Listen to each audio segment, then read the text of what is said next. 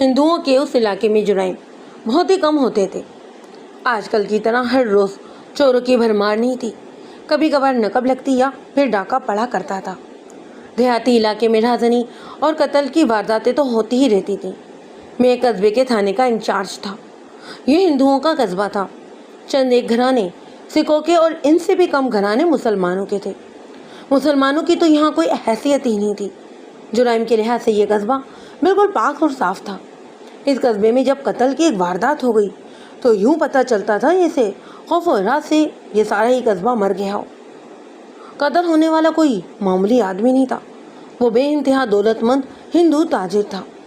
سیاست میں بھی اس کا کافی عمل دخل تھا اور سرکاری حلقوں میں بھی وہ اپنے ایک نام سے جانا پہچانا جاتا تھا. قصبے کے ہندوؤں کا وہ سرگرم لیڈر تھا اور وہ کوئی بوڑھا آدمی نہیں تھا. اس کی عمر 23 سال سے ایک آدھ سال اوپر ہی ہوگی. وہ روایتی ہندوؤں کی طرح دھوتی کو نہیں باندھتا تھا. اس کا پیٹ بھی بڑھا ہوا نہیں تھا اور ہندو بنیوں کی طرح اس کا جسم موٹا بدا نہیں تھا. وہ انتہائی خوبرو جوان تھا. قد بھی بہت اچھا تھا. مسلمانوں جیسا لباس پہنتا. میں نے اسے اکثر دیکھا تھا. اگر میں اسے نہ جانتا تو اسے میں مسلمان ہی سمجھتا. وہ ذہنی اور نظریاتی لحاظ سے کٹر ہندو تھا اور مسلمانوں کے خلاف اس کا دل تعصب سے بھرا ہوا تھا. البتہ لباس اور عادت کے لحاظ سے وہ ترقی پسند ہندو تھا. وہ 3rd ایئر تک پڑھا تھا. BA اس لیے نہ کر سکا کہ اس کا باپ مر گیا تو کاروبار سنبھالنے والا کوئی نہ رہا. یہ دور دور تک پھیلا ہوا آرٹ کا کاروبار تھا. اسی لیے مقتول تعلیم کو ترک کر کے اپنے یہاں پر آ گیا اور اس نے تجارت سنبھال لی اور اس کے بعد اس کی شادی کی گئی. اس کے 2 بچے تھے. رات غالباً 10-11 بجے کے درمیان کا یہ وقت تھا. یہ ہندو تھانے میں اطلاع لے کر آئے کہ ایک اندھیر گلی میں سیٹھ راجیش مرا پڑا ہوا ہے. اور ان ہندوؤں کے ساتھ ایک غریب سا ایک آدمی بھی تھا جس نے لاش دیکھی اور ان ہندوؤں کو اطلاع دی. میں یہ دعائیں کرتا کہ لاش تک پہنچا کر یہ قتل نہ ہو. راجیش حرکت قلب بند ہونے سے مر گیا ہو. ہندوؤں کی آپس میں کاروباری رکاوٹ ہوا کرتی تھی پر قتل تک کبھی نوبت نہیں آئی تھی. البتہ یہ خطرہ صاف نظر آ رہا تھا کہ اسے کسی نے سکھ یا مسلمان نے دشمنی مول لے لی ہوگی اور مسلمان اور سکھ انتہائی کارروائی کرنے والی قومیں ہیں. لاش کے ارد گرد تماشائیوں کا ہجوم تھا. کئی ایک نے لالٹین اٹھا رکھی تھی. مقتول کے لمحہ یقین بھی آ گئے. لاش کی آنکھیں اس طرح کھلی تھیں جیسے ڈیرے باہر آ جائیں گے. زبان باہر آ کر دانتوں کے درمیان آئی ہوتی تھی.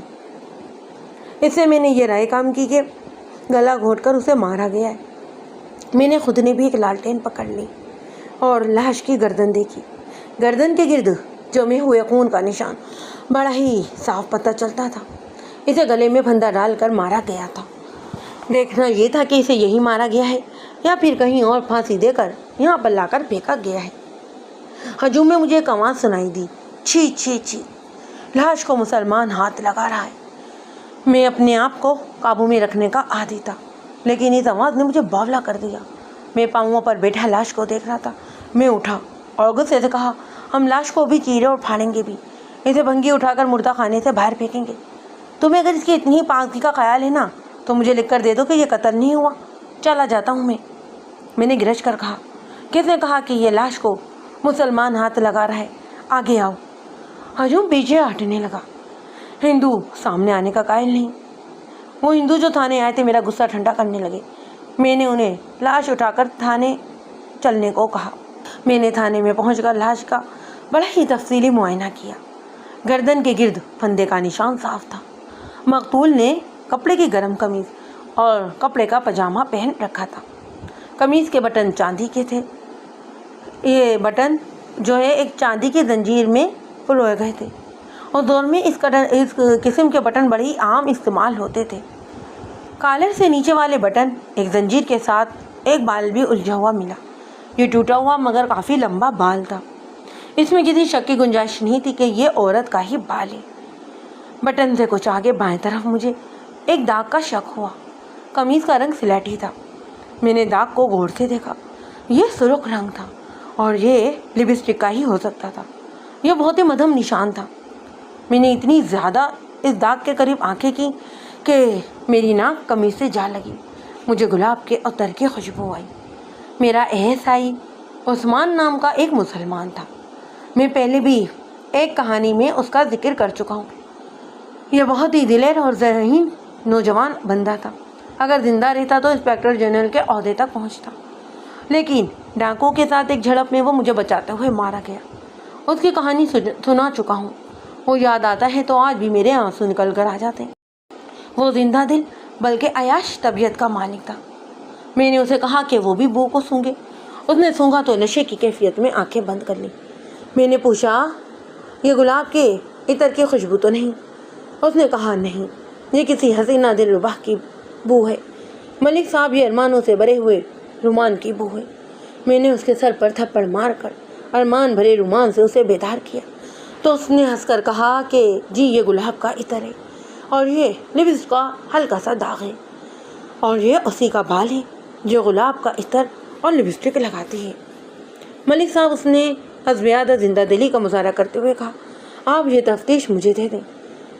رومان پرستی عثمان کی کمزوری تھی۔ وہ جلد ہی سنجیدہ موڈ میں آ گیا۔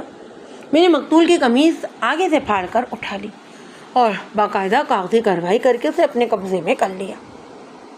میں نے آپ کو متعدد کہانیوں میں بتایا کہ عام آدمی کو نظر آنے نہ والی چیزیں پولیس کے لیے بڑی ہی قیمتی ہوتی ہیں۔ یہ لپسٹک کا نشان اتنا مدھم تھا کہ میرے سوا اور کوئی نہ دیکھ سکتا۔ میں نے قمیض کو ہر جگہ سے سونگا۔ عطر کی خوشبو صرف وہیں تھی جہاں کسی عورت کا بال اور سرخ داغ تھا۔ یہ بال اور لپسٹک مقتول کی اپنی بیوی کی بھی ہو سکتی تھی۔ لاش کو اچھی طرح دیکھا، کہیں بھی چوٹ یا زخم کا نشان نہیں تھا۔ پھر میں نے ایک تجربے کی بنا پر لاش کی انگلیاں اور ناخن دیکھے۔ ناخن بڑے ہوئے تھے۔ درمیانی انگلی اور اس کے انگوٹھے کے درمیان والی انگلی کے ناخنوں کی اندر کی طرف انگلیوں کے سروں پر خون بھی جمع ہوا تھا۔ اس سے یہ سراغ ملا کہ جب اس کی گردن کے گرد پھندا ڈال کر کسا گیا تو اس نے پھندا ڈالنے والے کے ہاتھ یا بازو پر ہاتھ آزاد ہونے کے لیے ناخن مارے تھے اور اس کی کوئی کھال چھیل دی۔ مجھے ابھی یہ معلوم نہیں تھا کہ پھندا کیسا تھا، یہ رسا تھا یا پھر چھوٹی سی رسی تھی۔ بہرحال یہ یقین تھا کہ ہاتھوں سے گلا نہیں گھونٹا گیا۔ لاش پوسٹ مارٹم کے لیے بھجوا دی۔ سرکاری اسپتال قریب ہی تھا۔ رات کے 12 بج چکے تھے۔ عثمان کو ساتھ بھیجا تاکہ وہ ڈاکٹر کو جگا کر فوراً سے پیشتر پوسٹ مارٹم کروا دے، اور میں نے ابتدائی بیان لینے شروع کیے۔ جس آدمی نے لاش دیکھی تھی اس سے میں نے بہت کچھ پوچھا۔ اس نے بتایا کہ جب اس نے یہ لاش دیکھی تو اس نے پاس بیٹھ کر لاش کے منہ پر اور ہاتھوں پر ہاتھ رکھ کر دیکھا کہ جسم گرم تھا، اس لیے وہ سمجھا کہ یہ تو زندہ ہے۔ اس نے ماچس جلائی تو اس کا چہرہ دیکھ کر ڈر گیا۔ اس نے مقتول کو پہچان لیا اور قریبی گھر کا دروازہ کھٹکھٹایا۔ ایک آدمی باہر آیا۔ اس نے لاش دیکھ کر شور مچا دیا۔ کئی دوسرے لوگ بھی نکل کر آ گئے۔ مقتول کے گھر اطلاع دی گئی۔ وہ چونکہ دولت مند تاجر اور لیڈر تھا، اس لیے ہر طرف چند ہی منٹ میں شور برپا ہو گیا، اور یہ جو ہندو تھے جو تھانے میں آئے تھے وہ اب بھی تھانے کے برآمدے میں بیٹھے ہوئے تھے، اور مقتول کے روائقین بھی اب موجود تھے۔ لاش گرم ہونے سے میں نے یہ رائے قائم کی کہ اسے قتل کیے ہوئے ابھی 1 ہی گھنٹہ ہوا ہے۔ وہ ایک قصبہ تھا جہاں شام کے فوراً بعد دکانیں بند کر دی جاتی اور لوگ بھی جلدی سو جاتے تھے۔ موسم سردیوں کا تھا۔ لوگ اپنے گھروں میں دبکے ہوئے تھے۔ گلی اندھیری تھی۔ وہاں 9 بجے یا اس سے ذرا دیر بعد قتل ہو جانا کوئی عجوبہ نہیں تھا۔ جس آدمی نے لاش دیکھی تھی اسے میں نے اس قابل نہ سمجھا کہ اس پر شک کیا جائے۔ اسے باہر بیچ کر دونوں ہندوؤں کو اندر بلایا۔ انہوں نے بتایا کہ مقتول شام کے بعد ان کے ساتھ تھا۔ مندر میں ایک میٹنگ تھی اور یہ میٹنگ کوئی 1 گھنٹہ رہی، پھر سب اپنے اپنے گھروں کو چلے گئے۔ میں نے ان سے پوچھا کہ انہیں یقین ہے کہ مقتول میٹنگ کے فوراً بعد اپنے گھر چلا گیا تھا۔ ان میں سے ایک نے ذرا سوچ کر کہا، وہ ہم سے الگ ہوا تو اس کا رخ اپنے گھر کی طرف نہیں تھا۔ آپ مجھے کوئی اشارہ دے سکتے ہیں کہ وہ کس کے ساتھ اس کی دوستی تھی؟ میں نے پوچھا۔ وہ تو ہر کسی کا ہی دوست تھا، ایک ہندو نے جواب دیا۔ اس نے دوسرے ہندوؤں کی طرف دیکھا، دوسرے نے اس کی طرف دیکھا۔ انہیں معلوم نہیں تھا کہ وہ اس تھانے دار کے سامنے بیٹھے ہیں جو آنکھوں سے دل کی بات جان لیا کرتا ہے۔ میں نے انہیں کہا کہ آپ مجھ سے کچھ چھپانے کی کوشش نہ کریں۔ مجھے ذرا سا بھی شک ہوا کہ آپ کچھ چھپا رہے ہیں تو پھر آپ لوگ گھروں کو نہیں جا سکیں گے۔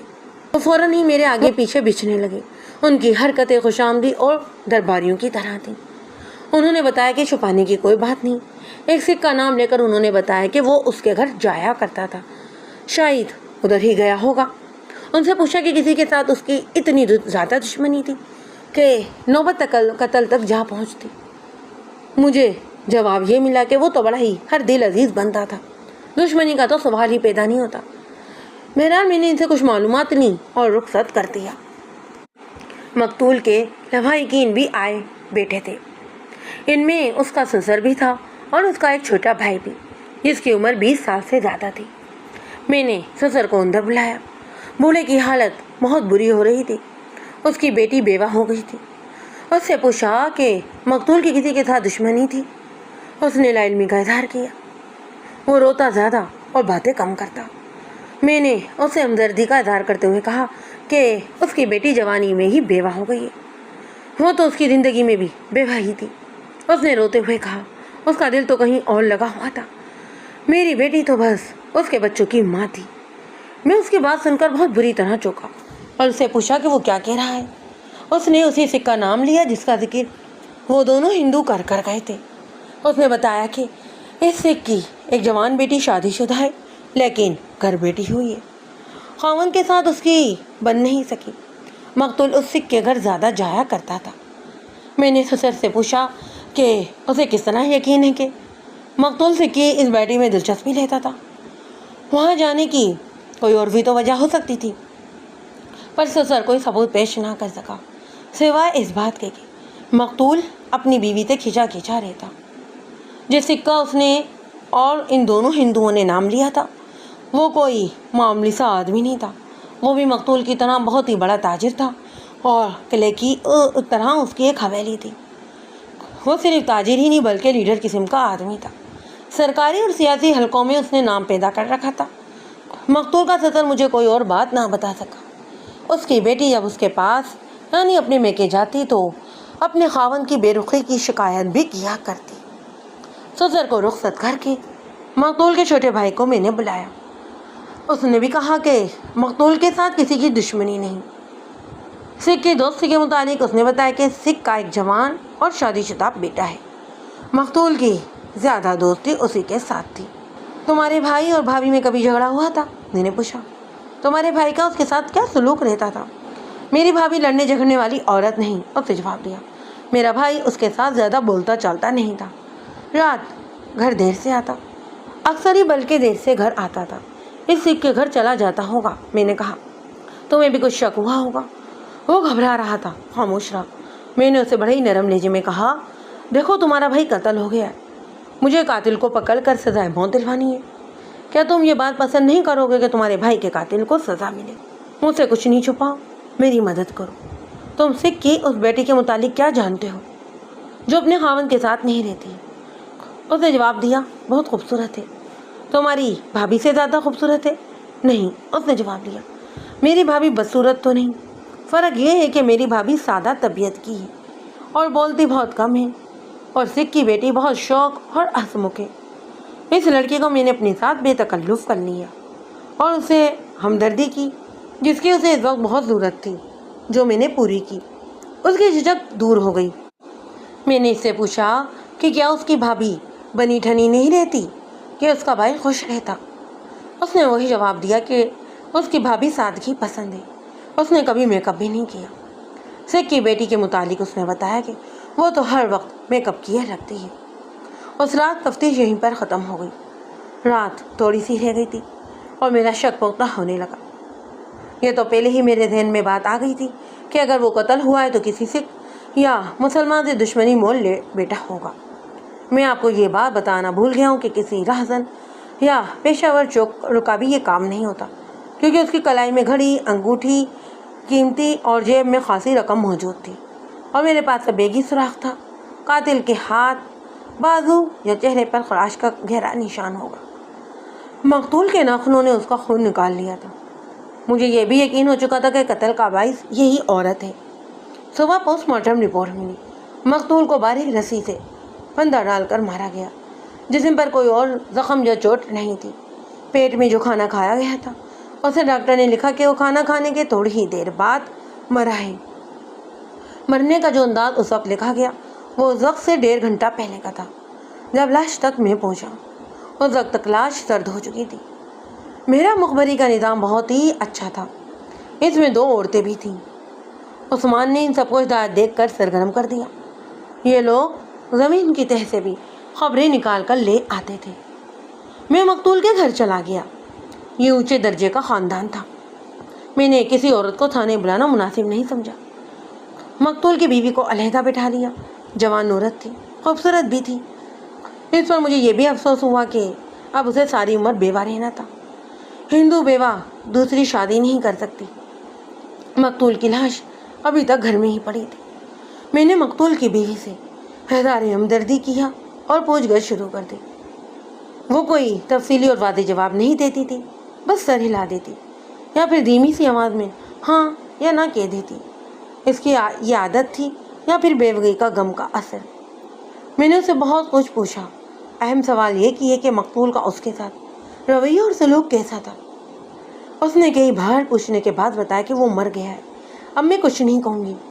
اس سے میں نے یہ مطلب لیا کہ اس کا سلوک اچھا نہیں تھا۔ میں نے وہ بال بڑی ہی غور سے دیکھا جو لاش کے بٹن اور بٹنوں کی زنجیر میں پھنسا ہوا تھا۔ میں نے بیوہ کے بالوں کو بھی بڑے ہی غور سے دیکھا اور اپنے تجربے کی بنا پر یہ رائے کام کی کہ وہ بال اس عورت کا نہیں۔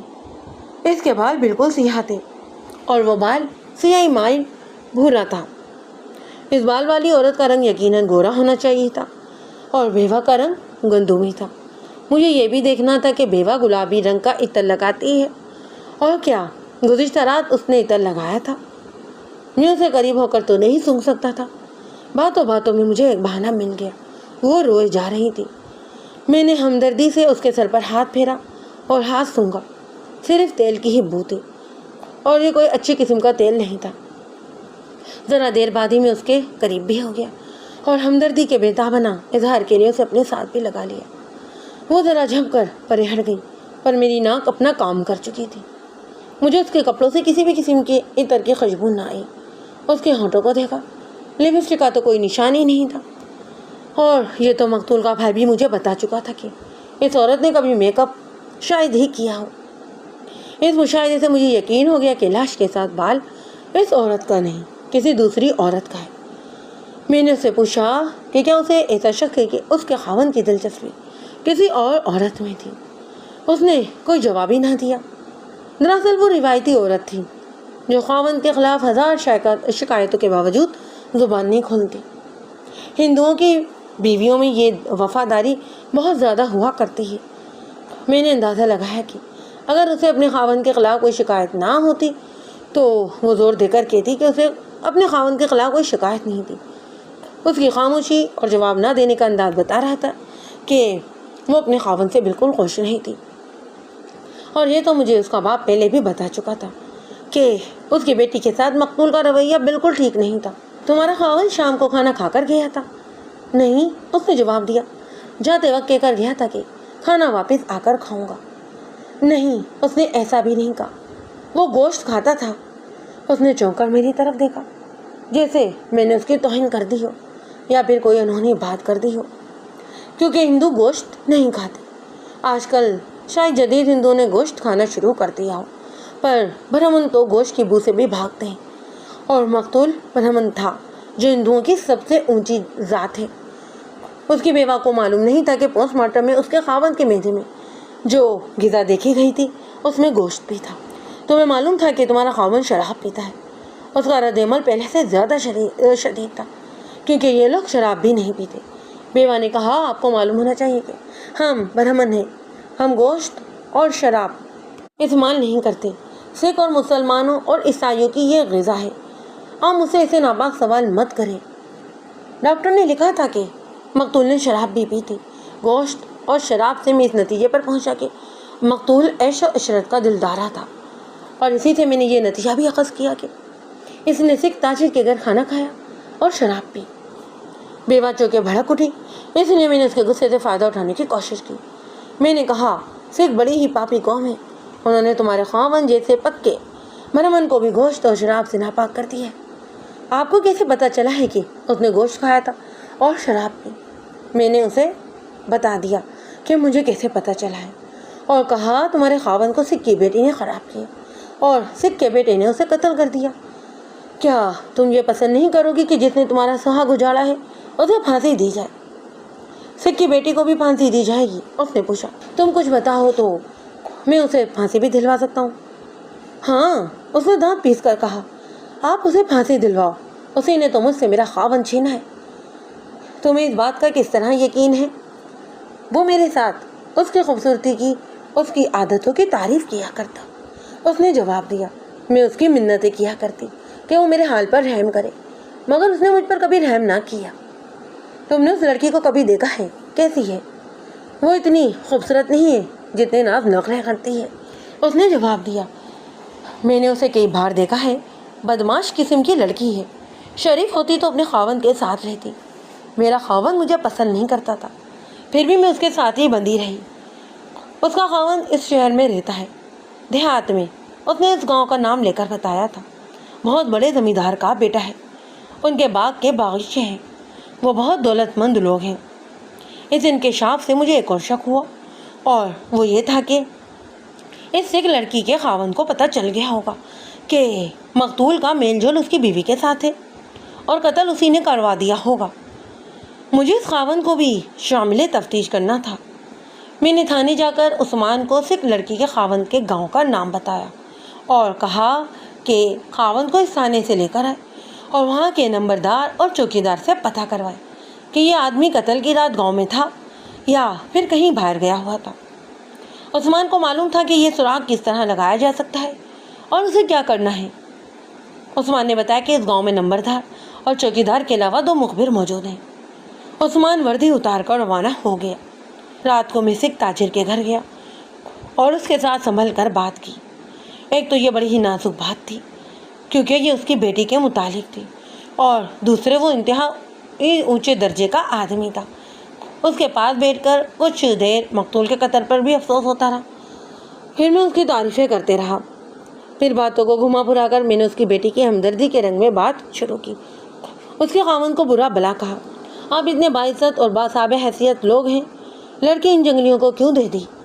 میں نے یہ بھی کہا اگر آپ کہیں تو میں ایک دن میں انہیں سیدھا کر دوں۔ اس نے مجھے اپنی کوئی مجبوری بتائی اور کہا مجھے اپنی غلطی کا احساس بعد میں ہوا۔ بیٹی کو میں نے بڑے ہی پیار سے پالا تھا، یہ شہری زندگی کی عادی تھی، دیہاتی ماحول میں دل نہ لگا سکی۔ دیہات میں کوئی معمولی کسان ہو یا بڑے زمیندار، طور طریقے سب کے ایک جیسے ہی ہوتے ہیں۔ داماد کے متعلق بعد میں پتہ چلا کہ اچھے چال چلن کا نہیں۔ لڑکی گھر آ کر روتی تھی اور بھی گھر پر ہی بیٹھ گئی۔ میں نے بھی اسے واپس بھیجنا پسند نہ کیا۔ 1.5 سال ہو گیا ہے، سسرال کی طرف سے بھی کوئی لینے نہیں آیا۔ 2 بار سمجھوتے کے لیے آئے تھے، اس نے جواب دیا، لیکن سمجھوتا نہ ہو سکا۔ پھر وہ لوگ دھمکیاں دیتے ہوئے گئے تھے۔ کیسی دھمکیاں؟ میں نے پوچھا۔ کوئی ایک بتائیں۔ مثلاً ایک بار کوئی 4 مہینے گزرے، میرا داماد آیا، اس نے جواب دیا۔ بحث و مباحثہ ہوتا رہا۔ میری بیٹی نے اس کے ساتھ جانے سے انکار کر دیا۔ وہ میری بیٹی کے کمرے میں چلا گیا۔ بیٹی نے مجھے بعد میں بتایا کہ وہ یہ الفاظ کہہ کر گیا ہے کہ جس کسی کو تم نے شہر میں یار بنا رکھا ہے اسے میرے ہاتھوں سے بچا نہیں سکو گی۔ پہلے اسے قتل کروں گا، پھر تمہیں اس طرح غائب کروں گا کہ کوئی تمہاری بو بھی نہیں سونگھ سکے گا۔ کیا آپ میری اس شک کی تائید کریں گے کہ سیٹھ راجیش کا قاتل آپ کا داماد ہے؟ میں نے پوچھا۔ اور کیا آپ یہ بھی بتانا پسند کریں گے کہ میں اسے سزائے موت دلا کر آپ کی بیٹی کو اس سے ہمیشہ کے لیے نجات دلا دوں؟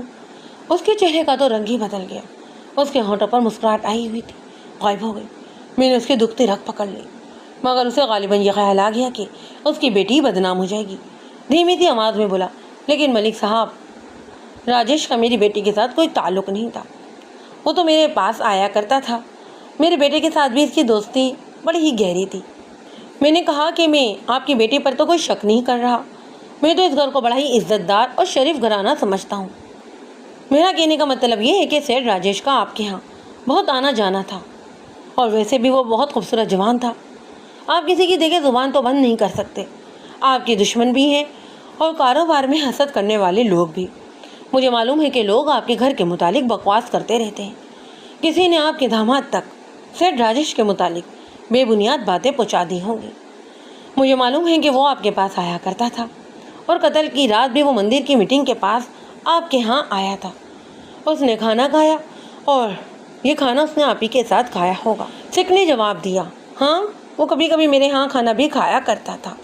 برہمن گوشت نہیں کھاتے، شراب بھی نہیں پیتے، میں نے مسکرا کر کہا۔ پر راجیش ان پابندیوں سے آزاد تھا، ویسے مذہب کا بڑا ہی پکا تھا۔ وہ گوشت اور شراب کے لیے میرے ہاں کھانا کھایا کرتا تھا۔ میں نے اسے پوچھا کہ وہ اس کے گھر کس وقت آیا اور کس وقت گیا۔ ان اوقات کے مطابق میں نے اپنے کچھ اندازے لگائے۔ میرے ذہن میں جرم کا خاکہ یوں بنتا تھا کہ قاتل اس کے تعاقب میں تھا۔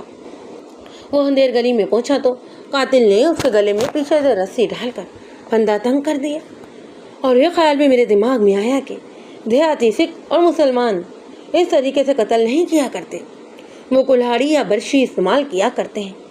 لیکن یہ کوئی اہم مسئلہ نہیں تھا، گلیاں پکی تھیں، اس لیے قرآن ملنا ناممکن تھا۔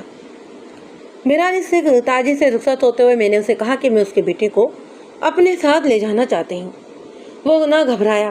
میں نے کہا، مقتول کی دوستی آپ کے بیٹے کے ساتھ زیادہ تھی، میں اس سے مقتول کے متعلق کچھ پوچھوں گا، آپ کسی قسم کی پریشانی نہ کریں، اور مجھے آپ کی عزت کا پورا خیال ہے۔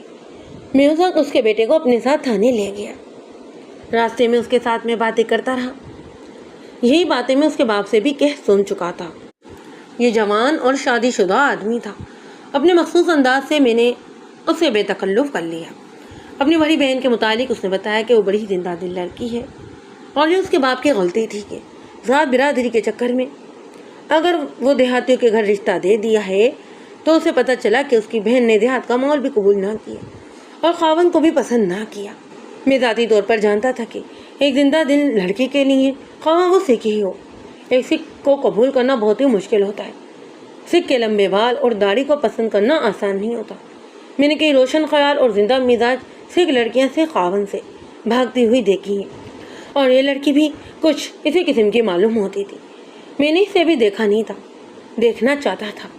مقتول کے متعلق اس نے بتایا کہ وہ اچھی شکل و صورت کا تو تھا ہی، اس کے ساتھ ہی وہ بڑا ہی ہنسمکھ اور ملنسار بھی تھا۔ اس بھائی نے میری باتوں کے گورگندے میں آ کر میرے سوال کا جواب دیتے ہوئے یہاں تک بتا دیا کہ ہاں، اس کی بہن مقتول کو بہت پسند کرتی تھی، اور کبھی کبھی مقتول اس کی بہن کے کمرے میں بھی چلا جاتا، اور گھر میں زیادہ آنے جانے کی وجہ سے اس کی بہن اور مقتول کے درمیان بڑی بے تکلفی بھی تھی۔ کیا ایسا ہو سکتا ہے کہ تمہارے اس دیہاتی بہنوئی کو اس بے تکلفی کا علم ہو گیا ہو؟ میں نے پوچھا۔ میں کچھ نہیں کہہ سکتا، اس نے جواب دیا، کسی نے اسے بتا دیا ہوگا۔ کیا آپ کو شک یہ ہے کہ میرے بہنوئی نے سیٹھ کو قتل کیا ہے؟ بڑا ہی پکا شک ہے، میں نے کہا۔ کیا تمہارا بہنوئی اتنا دلیر ہے کہ قتل کر سکے؟ وہ وحشی آدمی ہے، اس نے جواب دیا، وہ قتل کر سکتا ہے۔ مجھے اس بھائی پر بھی شک تھا۔ اسے مقتول کی اپنی بہن کے ساتھ اتنی زیادہ بے تکلفی پسند نہیں ہونی چاہیے تھی، اور میں اسی شک کی بنا پر اس سے اب باتیں کرنے لگا۔ اس وقت ہم تھانے میں بیٹھے ہوئے باتیں کر رہے تھے۔ عثمان واپس نہیں آیا تھا۔ ہیڈ کانسٹیبل نے برآمدے میں کھڑے ہو کر مجھے اشارے سے بلایا اور پوچھا کہ یہ کون ہے؟ میں نے بتایا کہ یہ سکھ تاجر کا بیٹا ہے۔ ہیڈ کانسٹیبل نے کہا کہ ادھر آ کر پہلے ایک رپورٹ سن لے۔ کانسٹیبلوں کے کمرے کے پچھواڑے میری ایک مخبر عورت کھڑی تھی۔ وہ اندھیرے میں دوسری طرف سے آئی تھی اور اسی طرف سے اسے اب جانا بھی تھا۔ مخبروں کو چھپا کے رکھا جاتا تھا۔ عورت نے بتایا کہ سکھ کی بیٹی خاوند سے ناراض ہو کر گھر بیٹھ گئی ہے۔ یہ وہی رپورٹ تھی جو میں سن چکا تھا۔ نئی بات یہ پتہ چلی کہ یہ لڑکی شوباز ہے، بال گوند کر نہیں بلکہ کھلے یا ڈھیلے رکھتی ہے۔ اس دور میں کھلے بال سخت ناپسند کیے جاتے تھے، اس عورت کو شریف نہیں سمجھا جاتا تھا۔ مخبر نے یہ بھی بتایا کہ اس لڑکی کا بھائی جو تھانے میں بیٹھا تھا اپنی بہن کی عادتوں اور خاوند سے ناراضگی کو پسند نہیں کرتا تھا۔ 2-3 بار بھائی نے بہن کو مارا پیٹا بھی۔ مقتول کو یہ لڑکی بہت چاہتی تھی اور وہ اسی کی خاطر اس کے گھر جایا کرتا تھا۔ اس گھر کے کمروں کی شکل و صورت ایسی تھی کہ کوئی کسی کے کمرے میں چلا جائے تو پتہ ہی نہیں چلتا۔ یہ تو میں بھی دیکھ کر آیا تھا، قلعے جیسی حویلی تھی۔ میں نے اندرونی شکل و صورت اچھی طرح دیکھی۔ اگر میں سکھ تاجر کے کمرے سے نکل کر کسی اور کمرے میں چلا جاتا تو کوئی بھی نہ دیکھ سکتا تھا۔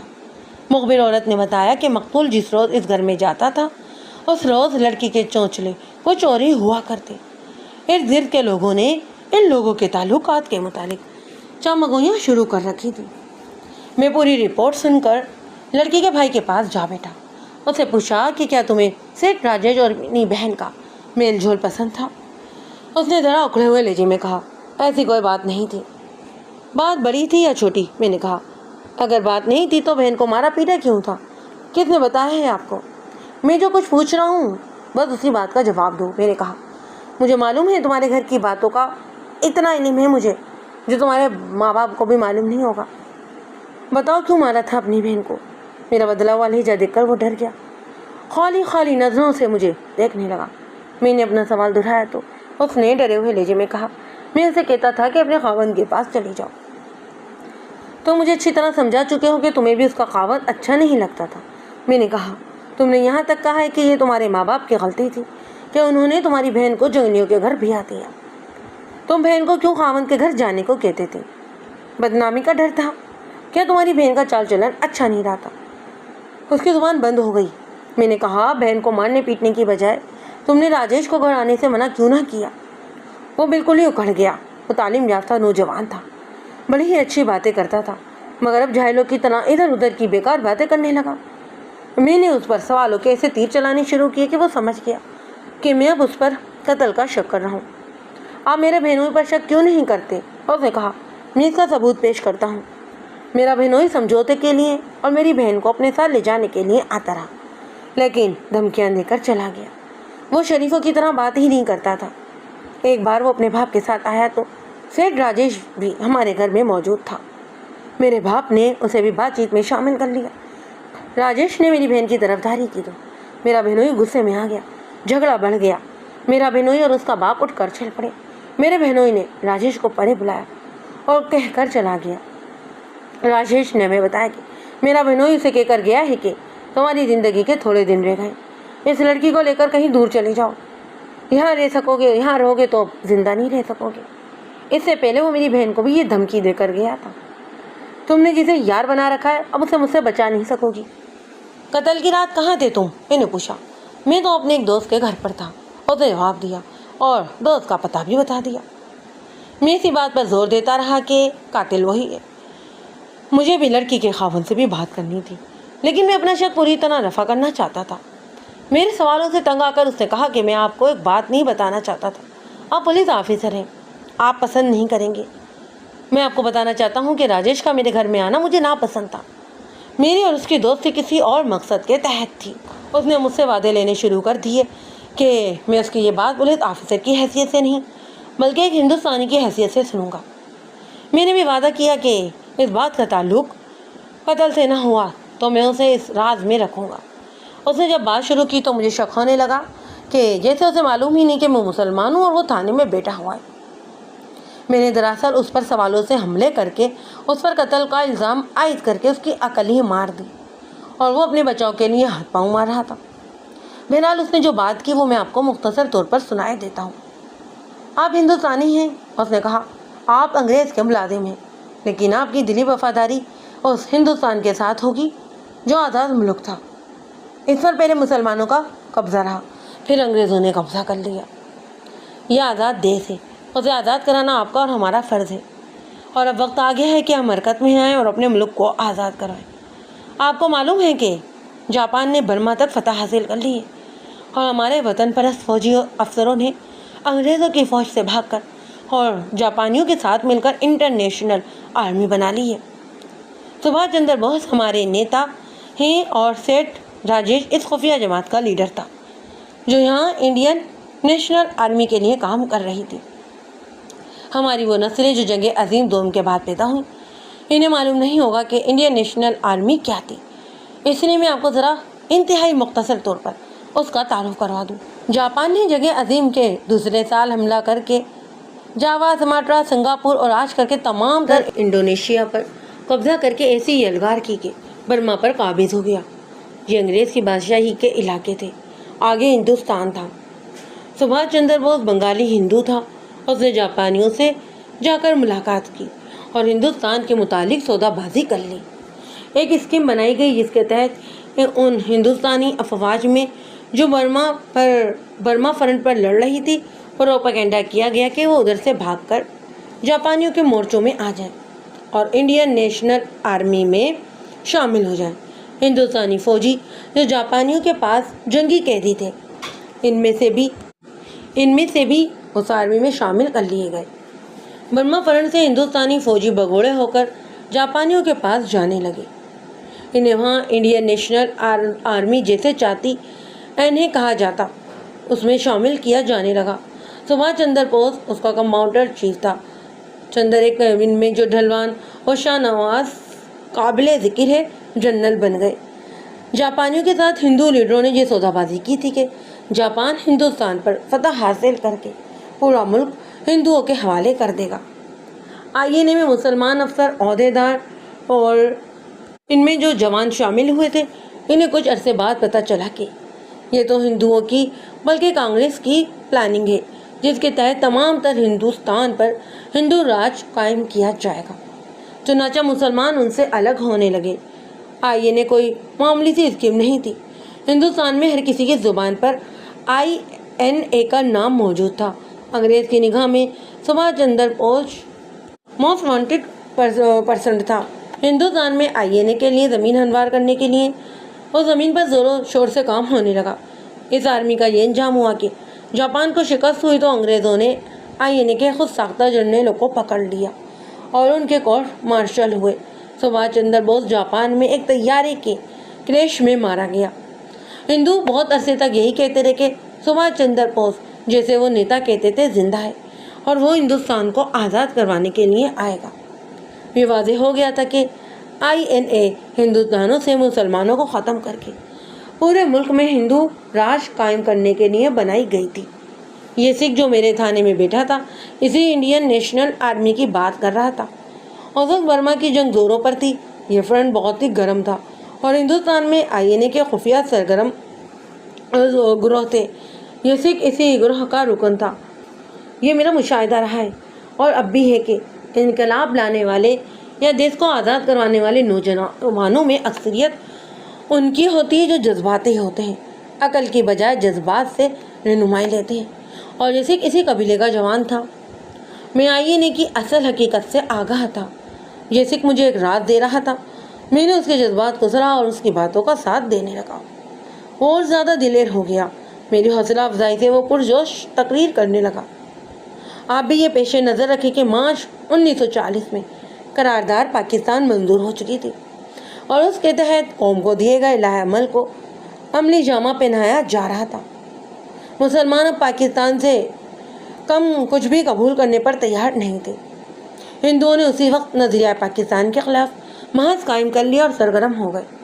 میں تسلیم کرتا ہوں کہ ہندوستان میں ہندوؤں کے بعد اکثریت مسلمانوں کی ہے، اس نے کہا، لیکن وہ بھرار اقلیت میں ہے، اس لیے انہیں ہندوستان کے کسی بھی حصے پر حکومت کا حق نہیں دیا جائے گا۔ البتہ وہ ایک باعزت اقلیت سمجھے جائیں گے۔ ہندوستان پر حکومت کا حق صرف اور صرف ہندوؤں کو حاصل ہے۔ میں نے پوچھا، تم سکھ ہو، تمہیں کیا ملے گا؟ ایک سکھ ریاست، اس نے جواب دیا۔ آج کا سارا پنجاب، جس میں یہ ریاستیں بھی شامل ہیں، سکھ ریاست بن جائے گی۔ ہندو لیڈروں کے ساتھ سودا طے ہو چکا تھا۔ میں نے اس سے مسلمانوں کے متعلق پوچھا تو اس نے بڑی ہی رازداری سے کہا کہ مسلمانوں کو لگام ڈال کے رکھا جائے گا۔ ہندو یہ کوشش ابھی سے کر رہے ہیں کہ مسلمان ہندو مذہب قبول کر لیں، اگر نہ کریں تو یہاں غلاموں کی طرح رہیں۔ انہوں نے پاکستان بنانے کا جو ارادہ کیا ہے وہ ہم کبھی پورا نہیں ہونے دیں گے۔ اگر ملک کی تقسیم تک نوبت آ بھی گئی تو ہم مسلمانوں کی قتل و غارت جاری رکھیں گے اور پاکستان کو فوجی طاقت سے ختم کر دیں گے۔ دیش کو تم جیسے جوشیلے جوان ہی آزاد کروا سکتے ہیں۔ میں نے کہا، میں تمہارے ساتھ ہوں اور پولیس میں رہ کر میں تمہاری مدد بہت کر سکتا ہوں۔ تمہاری خفیہ سرگرمیاں کیا ہیں، مجھے اپنی ضروریات بتاؤ۔ ہم INA کے لیے زمین ہموار کر رہے ہیں، اس نے جواب دیا۔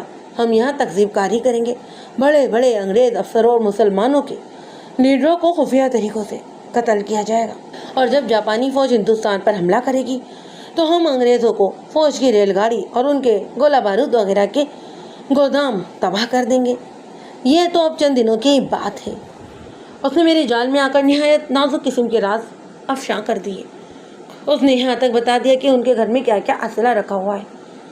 میں نے اسے سختی سے کہا کہ وہ اس بات کا کسی اور سے ذکر بھی نہ کرے، اور اسے یقین دلایا کہ میں اسے گاڑیاں تباہ کرنے کے لیے ڈائنامائٹ مہیا کروں گا۔ وہ جب تھانے سے نکلا تو بہت خوش تھا۔ اگلے دن دیہات سے ایک لڑکی کا خاوند بھی آ گیا۔ میں نے لڑکی کے بھائی کے اس دوست کو بھی تھانے بلا لیا، جس کے متعلق اس نے بتایا تھا کہ وہ قتل کی شام اس کے گھر تھا۔ وہ ہندو تھا۔ اس نے تصدیق کی کہ یہ سکھ اس کے گھر تھا۔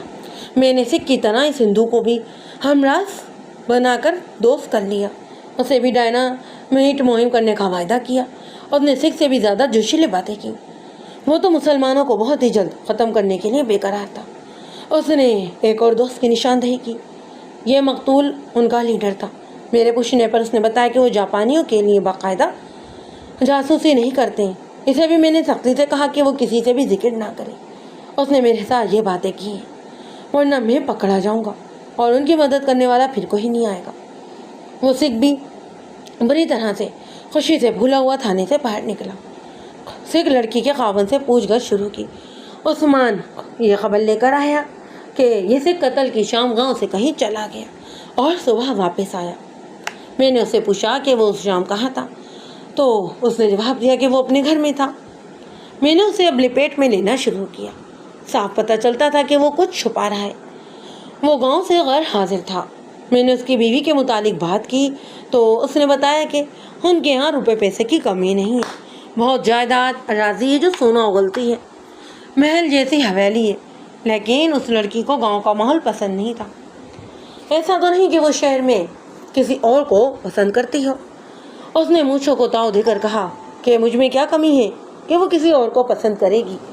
میں نے اس سے ان دھمکیوں کا ذکر کیا جو اس نے اپنی بیوی اور مقتول کو دی تھی۔ اس نے صاف انکار کر دیا اور کہا کہ وہ تو اپنی بیوی کو گھر لانے گیا تھا مگر وہ رضامند نہ ہوتی۔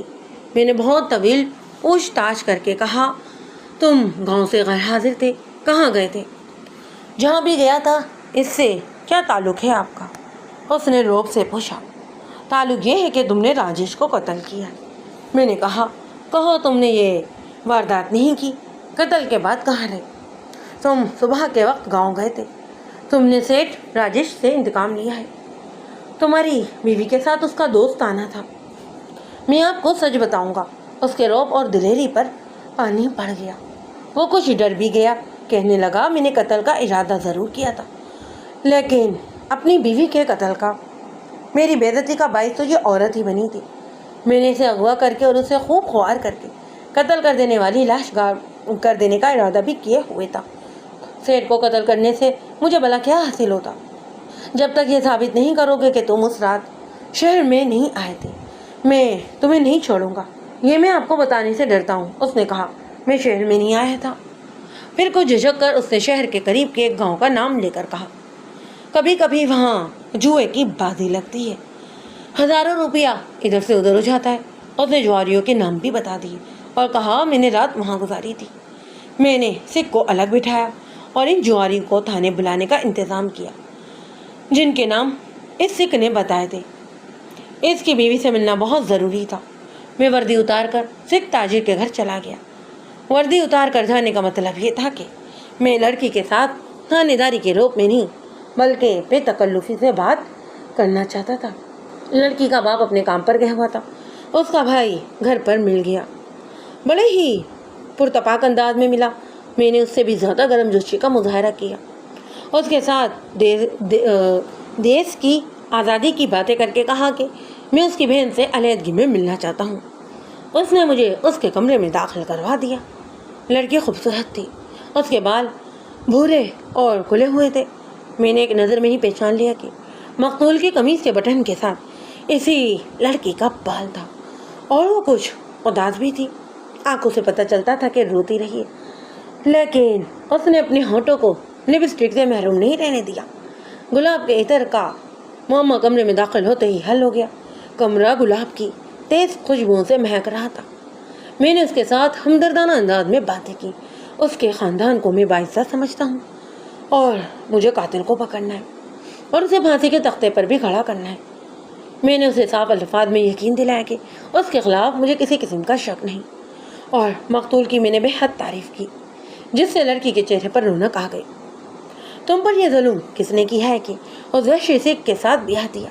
میں نے کہا، میں اسے دیکھ چکا ہوں، وہ میرے تھانے میں بیٹھا ہے، وہ تو اس قابل بھی نہیں کہ اسے تمہارا نوکر رکھا جائے۔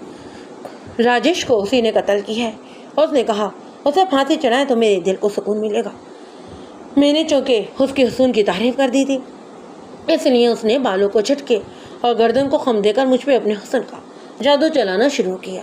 وہ واقعی بہت شوبھاس لڑکی تھی۔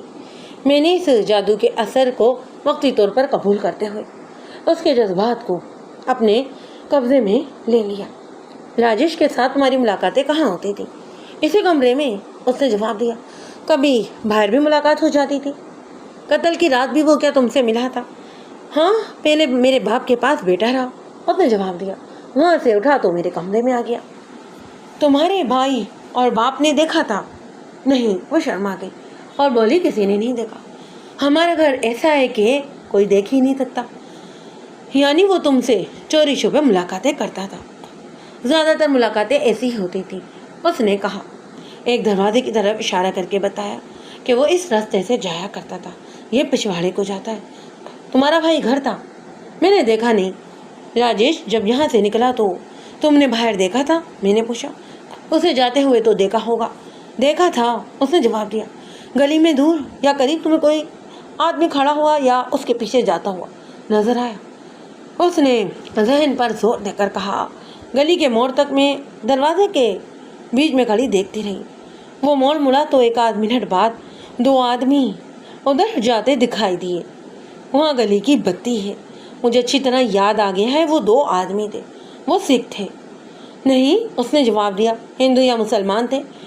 تمہیں بھائی نے مارا پیٹا کیوں تھا؟ میں نے پوچھا۔ کیا اسے تمہارے اور راجیش کے تعلقات پسند نہیں تھے؟ نہیں، اس نے جواب دیا۔ راجیش کو تو وہ بہت ہی پسند کرتا تھا، اس نے کبھی اعتراض نہیں کیا، اور مجھے مارا اس لیے تھا کہ میں بابو کے ساتھ غصے میں آ کر بہت ہی غصہ سے بولی تھی۔ راجیش اور تمہارا بھائی جس خفیہ جماعت میں تھے اس کے متعلق تمہیں کچھ معلوم ہے؟ آپ کو اس کے متعلق کیا معلومات ہیں؟ اس نے پوچھا۔ میں اس جماعت کا خفیہ ممبر ہوں۔ میں نے یہ تیر ہوا میں چلایا۔ مجھے یقین سا ہو چکا تھا کہ اسے راجیش نے اپنی خفیہ سرگرمیوں سے آگاہ کیا ہوگا۔ وہ حیران سی ہوئی اور مسکرائی بھی، کہنے لگی، پھر تو آپ اپنے ہی آدمی ہیں۔ میں نے اسے بتایا کہ میں اس جماعت کو ڈائنامیٹ اور اسلحہ بھی دے رہا ہوں۔ میرا یہ تیر نشانے پر جا لگا۔ اس نے کہا، راجیش مجھے جاسوسی کی ٹریننگ دے رہا تھا، وہ مجھے ایک جگہ لے جایا کرتا، وہاں ایک آدمی ہندو مجھے بڑے افسروں سے راز حاصل کرنے کے طریقے بتایا کرتا۔ اس نے وہ جگہ بتا دی اور اپنے کچھ قیمتی راز بھی دے دیے۔ یہودیوں کی طرح ہندو بھی جاسوسی اور تکذیب کاری کے لیے حسین لڑکیوں کا استعمال کرتے رہے۔ اب تو بلکہ پاکستان بھی ان لڑکیوں سے محفوظ نہیں۔ اس لڑکی نے مجھے اپنے راز حاصل کرنے اور نظریاتی تہذیب کاری کے چند ایک طریقے بتائے جو اسے سکھائے جا رہے تھے۔ یہ بالکل وہی طریقے تھے جو آپ نے سلطان صلاح الدین ایوبی کی کہانیوں داستان ایمان فروش میں سلیبی لڑکیوں کے متعلق پڑھے ہوں گے۔ میں نے اسے یہ یقین دلا کر کہ میں اس جماعت کا ممبر ہوں، یہ تاکید کی کہ یہ اپنے کسی بھی آدمی سے میرا ذکر نہ کرے، اور میں وہاں سے پھر تھانے چلا گیا۔ تھانے جا کر عثمان کو بتایا کہ میں نے کیا راز حاصل کیا ہے۔ اس نے اور میں نے CID کے وار اسٹاف کے لیے ایک رپورٹ تیار کی۔ وار اسٹاف CID کا شعبہ تھا جو جنگ کے دوران جاسوسوں کو پکڑنے کے لیے بنایا گیا۔ اس کا رابطہ ملٹری انٹیلیجنس کے ساتھ تھا۔ مقتول سکھ تاجر، اس کے بیٹے اور بیٹی ہی ان کی خفیہ پارٹی کی سرگرمیاں صرف انگریزوں کے خلاف ہوتی تو میں شاید ان کے خلاف یہ رپورٹ تیار نہ کرتا۔ وہ تو مسلمانوں کے خلاف اور نظریہ پاکستان کے خلاف بھی بڑی ہی خطرناک کارروائیاں کر رہے تھے۔ میں نے یہ رپورٹ اپنے ضلع کے ہیڈ کوارٹر کو اسی روز بھیج دی۔ وہاں سے وار اسٹاف کو جانا تھا۔ لڑکی کے خاوند کو تھانے میں بٹھائے رکھا۔ میرا اصل مسئلہ تو ابھی تک وہاں کا جوں کا تو ہی پڑا تھا۔ کم و بیش 20 روز گزر گئے، قاتل کا تو کوئی سراغ ہی نہیں مل رہا تھا۔ مقتول ہندوؤں اور سکھوں کا لیڈر تھا۔ سرگردہ ہندوؤں نے جو میرے پاس آنا شروع کر دیا، وہ مجھ سے پوچھتے کہ کوئی سراغ ملا یا نہیں۔ خطرہ یہ تھا کہ ہندو میرے خلاف کوئی کوتاہی یا رشوت خوری کی رپورٹ کر سکتے تھے۔ وہ واردات بہت مشہور ہو گئی تھی، ہندی کے اخباروں نے اسے بہت اہمیت دے کر شائع کیا۔ وہ جواری آ گئے جن کے ساتھ لڑکی کے خاوند نے اپنے بیان کے مطابق جوا کھیلا۔ میں نے ان سے الگ الگ اچھی طرح پوچھ تاچھ کی۔ انہوں نے ثابت کر دیا کہ سکھ اس شام ان کے پاس چلا گیا تھا اور وہ ساری رات واقعی میں جوا کھیلتے رہے۔ سکھ مجھ سے یہ بات اس لیے چھپا رہا تھا کہ جوا بازی جرم تھا۔ وہ جوئے کے اڈے کی نشاندہی کرنے سے گھبرا رہا تھا۔ میں نے اس پر قتل کا الزام لگایا تو اس نے اصل بات بتا دی۔ جوئے کا اڈا یہ میرے لیے نیا تھا اور یہ جواری بھی نہیں تھے۔ یہ پیشہ ور جرم یا بدماش نہیں تھے، یہ سب روپے پیسے والے زمیندار تھے۔ اڈا چلانے والے البتہ پیشہ ور تھے۔ سکھ کو تفتیش سے خارج کر کے میرے دل کو بہت تکلیف ہوئی۔ میرے ہاتھ میں کچھ بھی نہیں رہ گیا۔ یہ قتل بلا شک و شبہ انتقامی قتل تھا۔ اگر یہ رہزنی کی واردات ہوتی تو مقتول کی گھڑی، انگوٹھی اور جیب سے نقدی ضرور غائب ہوتی۔ رہزنوں کو قتل کی ضرورت صرف اس لیے پیش آتی ہے کہ مقتول جو ہے مزاحمت کرتے ہیں، مگر اس کے کپڑوں اور جسم پر مزاحمت کے کوئی آثار ہی نہیں تھے۔ اس کے علاوہ رہزن خنجر یا چاقو استعمال کیا کرتے تھے۔ قتل کا باعث باہرہ سکھ یہ لڑکی تھی۔ لڑکی کی ملاقات کے فوراً بعد اس کا قتل ہو جانا بتاتا تھا کہ قاتل لڑکی کا بھائی، باپ یا خاوند میں سے کوئی ایک ایسا آدمی جو مقتول کا رقیب تھا۔ مقتول کی قمیض کے ساتھ لڑکی کا ایک بال اور ایک لپسٹک کئی داستان بھی بیان کر رہی تھی۔ مجھے بھائی، باپ اور خاوند کو یہ مشتبہ رکھنا تھا۔ میں عثمان کے ساتھ اس مسئلے پر بحث کر ہی رہا تھا اور عثمان اپنی عادت کے مطابق مجھے کہہ رہا تھا کہ میں اسے اس لڑکی سے پوچھ گچھ کی اجازت دے دوں، اور میں اسے اجازت نہیں دے رہا تھا۔ میں اسے اچھی طرح جانتا تھا اور وہ دوسرا مشورہ یہ دے رہا تھا کہ تمام مشتبہ آدمیوں کو تھانے بلا کر دوسرا طریقہ اختیار کروں۔ میں تشدد کا قائل نہیں تھا اور لڑکی کا بھائی میرے پاس آتا رہا اور وہ مجھے اپنی خفیہ جماعت کا ممبر سمجھتا رہا تھا۔ ڈاک آ گئی۔ چند ایک خطوط تھے جو عثمان نے ہی کھولے۔ ایک خط پڑھ کر اس نے میرے آگے رکھا اور کہا، اس پر آپ یقین نہیں کریں گی۔ میں نے خط پڑھا۔ اردو میں لکھا تھا۔ نیچے کوئی نام نہیں تھا، اوپر کوئی مقام نہیں تھا۔ لفافے کی ٹکٹ پر جو مہر تھی وہ اتفاق سے صاف نہیں تھی۔ خط کے سارے الفاظ مجھے آج یاد نہیں رہے۔ جو کچھ یاد ہے وہ میں نے لکھ دیتا ہوں۔ جناب علی، السلام علیکم۔ ہمیں خوشی ہے کہ آپ مسلمان ہیں، اسی لیے ہم آپ کو یہ خط بھی لکھ رہے ہیں تاکہ آپ تفتیش کی پریشانی سے محفوظ رہیں۔ سیٹھ راجیش کو ہم نے قتل کیا ہے۔ یہاں کے ہندو اور سکھ نوجوان لڑکوں نے خفیہ پارٹی بنا رکھی ہے جو کانگریس کی ہائی کمان اور انڈین نیشنل آرمی کے نمائندوں کے احکامات پر عمل کرتی ہے۔ یہ لوگ ہندوستان پر ہندوؤں کی حکومت قائم کرنے کے لیے بڑے ہی خطرناک منصوبے بنا رہے ہیں، اور ایک منصوبہ یہ بھی ہے کہ جاپان کی فوج آ جائے گی تو مسلمانوں کا قتل عام کیا جائے گا، اور اس سے صرف وہی مسلمان بچ سکے گا جو ہندو مذہب میں آ جائے گا۔ راجیش اس پارٹی کا لیڈر تھا۔ ہمیں ہندو لڑکوں نے دھمکیاں دینی شروع کر دی۔ اس کے جواب میں ہم نے بھی خفیہ پارٹی بنا لی۔ ہمارے منصوبے بھی ہندوؤں کی طرح خطرناک ہیں۔ مسلم لیگ نے پاکستان کو اپنا مقصد بنایا ہے، جس میں چند ایک صوبے شامل کر لیے گئے ہیں، لیکن ہم سارے ہندوستان کو پاکستان بنائیں گے۔ ہندوستان ہندو حکومت نہیں بننے دیں گے۔ ہم نے اپنے منصوبے پر عمل کرنا شروع کر دیا ہے۔ بسم اللہ۔ سیٹھ راجیش سیکی ہے۔ مہاتما گاندھی اور پنڈت رو کی بھی باری آ جائے گی۔ ہم اپنے گروہ کو سارے ملک میں پھیلانے کی کوشش کر رہے ہیں تاکہ ہندوؤں اور سکھوں کے خلاف جلدی محاذ ہو جائے۔ ہندوستان اسلامی ملک بن کر رہے گا۔ اس خط میں انہوں نے سیٹھ راجیش کے قتل کا یہ طریقہ لکھا کہ مسلمان گروہ کے دو نوجوانوں مقتول کا پیچھا کر رہے تھے۔ انہوں نے اسے اکثر اس سکھ تاجر کے گھر جاتا اور آتا دیکھا تھا۔ مندر کی میٹنگ کے بعد اس گروہ کے کسی ممبر نے اسے سکھ تاجر کے گھر کو جاتے ہوئے دیکھ لیا اور جو نوجوان قتل کے لیے مقرر ہوئے تھے انہیں اطلاع دی۔ وہ گلی میں اس کا انتظار کر رہے تھے۔ ان کے پاس گز بھر لمبی رسی بھی تھی۔ مقتول سکھ لڑکی کے کمرے سے نکلا تو وہ دونوں قاتل جو گلی کے اس نکڑ پر کھڑے تھے اس کے پیچھے چل پڑے۔ وہ اندھیری گلی میں پہنچا تو ایک نے اسے پیچھے سے دبوچ لیا اور دوسرے نے بڑی تیزی سے اس کے گردن کے گرد رسی ڈالی اور رسی کو مڑوڑ کر پھندا تنگ کیا، پھر جھٹکے دے دیے۔ وہ مر گیا تو وہ دونوں چلے گئے۔ یہ خط بوگز ہو سکتا تھا۔ اصل قاتل نے مجھے گمراہ کرنے کے لیے یہ طریقہ اختیار کیا ہوگا، لیکن میرے پاس تصدیق بہت پہلے ہی آ چکی تھی۔ میں نے اس سکھ لڑکی سے پوچھا تھا کہ جب راجیش اس کمرے سے نکلا تو اس نے اسے گلی میں جاتے ہوئے دیکھا تھا، اور کیا اس نے کسی اور کو بھی گلی میں دیکھا تھا۔ لڑکی نے بتایا تھا کہ جب راجیش گلی کا موڑ مڑا تو اس نے 2 آدمی اس کے پیچھے جاتے ہوئے دیکھے۔ وہ سکھ نہیں، مسلمان یا ہندو تھے، وہ یہی 2 نوجوان ہو سکتے تھے۔ میں بھی سکھ لڑکی کے بیان پر یقین کرنے کے لیے تیار نہیں تھا۔ بہرحال مجھے یہ دیکھنا تھا کہ یہ خط واقعی مسلمان لڑکی نے لکھا ہے۔ میں نے پہلے بھی رائے دی ہے کہ نوجوان جذباتی ہوتے ہیں، عقل کی بجائے جذبات سے کام لیتے ہیں۔ یہ خط دیکھ کر مجھے جہاں بہت خوشی ہوئی وہاں حد درجہ افسوس بھی ہوا۔ خوشی اس بات کی تھی کہ ہندوستان میں مسلمان نوجوان بیدار تھے اور اپنے ورثے کو پہچانتے تھے۔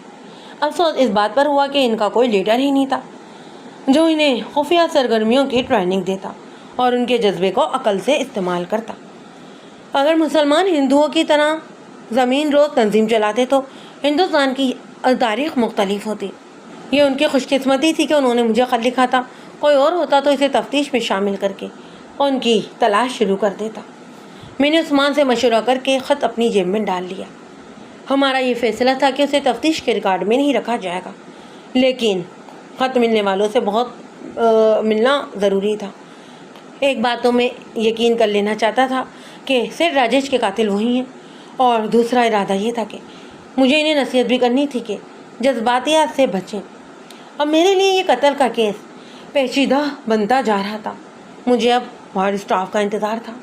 میں خواب دیکھ رہا تھا CID اور ملٹری پولیس آئے گی اور جہاں جہاں میں نے نشاندہی کی ہے وہاں پر چھاپے مارے گی، اسلحہ برآمد ہوگا، کچھ ہندو سکھ بھی پکڑے جائیں گے۔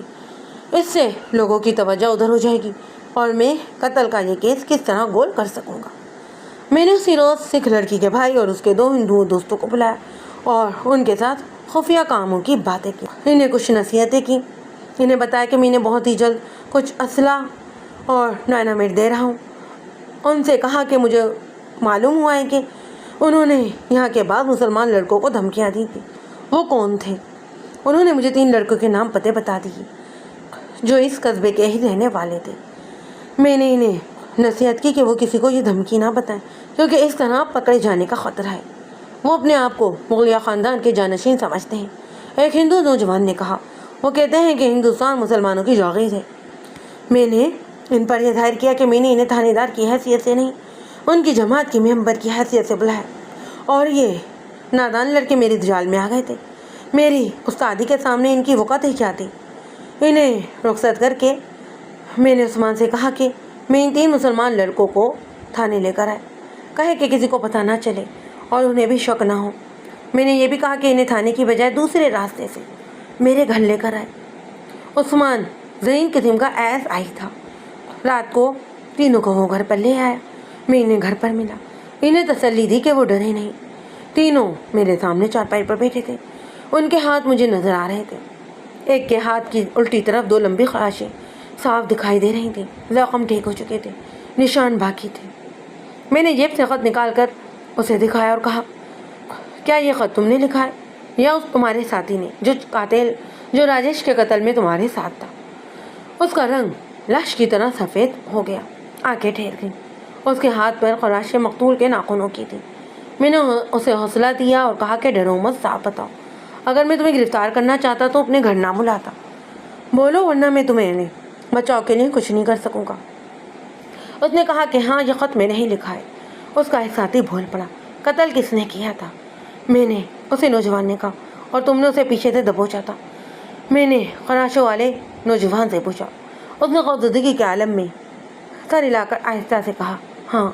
اس نے تمہارے ہاتھ پر ناخن مارے تھے؟ میں نے پوچھا، اور اسے تسلی دینے کے لیے کہا، میں کہہ رہا ہوں ڈرو مت۔ اس نے جواب دیا، ہاں، میں نے اسے پیچھے سے بازو میں جکڑ لیا تھا اور اس کا ایک ہاتھ شاید آدھا لے گیا۔ اس نے ناخنوں سے مجھے چھیل دیا۔ میں نے عثمان سے ماچس لے کر خط ان کے سامنے جلا ڈالا اور انہیں لمبا چوڑا لیکچر دیا، جس کا لبے لباب یہ تھا کہ کسی بڑے عمر کے آدمی کو اپنا لیڈر بنائے اور محض جذبات میں آ کر کوئی بھی کارروائی نہ کرے، اور اگر قتل جیسا سنگین جرم کر بیٹھے تو اسے ہضم کرنے کی کوشش کریں۔ زبان سے ہندوؤں پر دھاگ بٹھانے کی حماقت نہ کریں، بلکہ ان کے آگے جھکے رہیں، شو بازی سے گریز کریں۔ میں نے ایسی بہت سی باتیں کہہ سن کر انہیں رخصت کر دیا۔ یہ سب کہہ سن کر مجھے روحانی سکون ہوا۔ میں بہت دیر تک عثمان کے ساتھ قوم کی آزادی اور ہندوستان کے مستقبل کے متعلق باتیں کرتا رہا۔ عثمان نے مجھ سے پوچھا کہ پر اب اس راجیش کے قتل کا کیا بنے گا؟ اس کی بات سن کر میری سوچوں کا رخ بدل گیا اور اسٹاف کو یہ رپورٹ بھیجے بھی 1 ہفتہ گزر گیا تھا۔ میں پریشان ہونے لگا کہ CID نے کوئی کارروائی نہ کی تو کیا ہوگا۔ رات کو وہ لوگ اچانک آ گئے۔ اس پارٹی میں ایک ہندو ASI تھا، ملٹری انٹیلیجنس کا ایک انگریز بھی تھا اور دیگر اسٹاف بھی تھا، جس کا انچارج باہر کا رہنے والا انسپیکٹر حامد علی خان تھا۔ اس کے ساتھ میری اچھی راؤ رسم تھی۔ یہ پارٹی رات 10، 11 یا 12 بجے کے درمیان پہنچی اور اسی وقت چھاپے مارنے کے لیے تیار ہو گئی۔ میں نے اپنے کانسٹیبل تیار کر لی ہے اور 3 جگہوں پر بے وقت چھاپا مارنا تھا۔ رات 12 بجے کے قریب سکھ تاجر کے گھر، مقتول کے گھر اور ایک ہندو جو سکھ کے بیٹے کا دوست تھا، اس کے گھر پر چھاپا مارا گیا۔ تینوں چھاپے بری طرح سے کامیاب ٹھہرے۔ مجھے اب تک یقین نہیں آ رہا تھا کہ ان کے گھر سے کیا کچھ برآمد ہوا۔ مجموعی طور پر ہر گھر سے 2-3 پسٹل، ان کی گولیاں، برچی اور کنجروں کی بہت بڑی تعداد، دیسی ساخت کے دستی بم اور مزید بم بنانے کے لیے سامان برآمد ہوا۔ سکھ تاجر اور مقتول کے گھر سے کچھ خطوط بھی ملے جو میں نے نہیں دیکھے۔ بہرحال کافی ٹھوس ثبوت مل گئے تھے۔ تھانے میں جنہیں گرفتار کر کے لایا گیا، ان میں سکھ تاجر کا بیٹا، اس کی بیٹی اور 3 ہندو شامل تھے۔ مردوں کو میری حوالات میں بند کر دیا گیا۔ انگریز کو ڈاک بنگلے میں قیام کرنا تھا۔ سکھ لڑکی کو اپنے ساتھ لے گیا۔ مجھے یہ ڈر محسوس ہونے لگا کہ یہ گورا لڑکی کے چکر میں آ کر کہیں کیس نہ برباد کر دے، اور دوسرے دن میرا یہ ڈر دور ہو گیا۔ اس نے لڑکی کو اپنی حراست میں دے کر کہا، بہت خطرناک گروہ ہے، اگر آپ ان لڑکی کی نشاندہی نہ کرتے تو یہ بہت بڑے نقصان کا باعث بن سکتی تھی۔ لڑکی کی حالت بتا رہی تھی کہ رات بھر جاگتی رہی ہے۔ انسپیکٹر حامد علی خان میرے گھر میں ٹھہرا تھا۔ اس نے ہندوؤں کے عزائم کے متعلق باتیں شروع کر دی اور اس قسم کی رائے دی کہ یہ لوگ انگریزوں کے خلاف کچھ کریں تو کوئی بات نہیں، پر یہ مسلمانوں کا کلمیہ ختم کرنے کی کارروائیاں کیوں کر رہے ہیں، اور میں انہیں یہ سب کچھ نہیں کرنے دوں گا۔ اس کے یہ جذبات دیکھ کر میں نے سیٹھ راجیش کے قتل کی اصل حقیقت اسے بتا دی۔ میں نے صاف بتا دیا کہ اسے مسلمان نوجوانوں نے قومی جذبے کے تحت قتل کیا ہے۔ میں نے اسے مدد کرنے کے لیے کہا۔ اس نے پہلی بار یہی کہی، ملک صاحب ان لڑکوں کو گرفتار نہ کر لینا۔ میں نے اس سے مشورہ لیا اور بہت دیر اسی مسئلے پر بات چیت کرتے رہے۔ میں نے انسپیکٹر حامد علی خان سے کہا کہ وہ ایسے شعبے میں ہیں جس کا ہر طرف رعب اور اثر و رسوخ ہے۔ وہ کوشش کر کے قتل کا کیس اسپیشل اسٹاف کے حوالے کر دیں اور ایسا تاثر پیدا کرے کہ مقتول کو اس کی خفیہ جماعت کی کسی آدمی نے اختلاف کی بنا پر قتل کیا ہے۔ اور 1.5-2 ہفتے بعد یہ معجزہ ہوا کہ قتل کا کیس ہیڈ کوارٹر کے اسپیشل اسٹاف نے لے لیا اور مجھے ایک اسپیشل ڈیوٹی پر دلی بھیج دیا گیا۔ پیچھے عثمان رہ گیا۔ 2 ماہ بعد وہ بھی مجھ سے آ ملا اور ہم دونوں ایک تھانے میں اکٹھے رہے جہاں عثمان مارا گیا تھا۔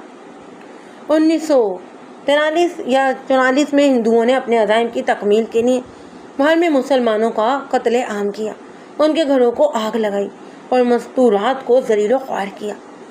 بڑا ہی ظالمانہ قتل عام تھا۔ اس وقت تک جنگ شروع ہو چکی تھی۔ جاپان ہتھیار ڈال کر تباہ ہو چکا تھا۔ ہندوؤں کے ہندو راج کے خواب چکنا چور ہو گئے۔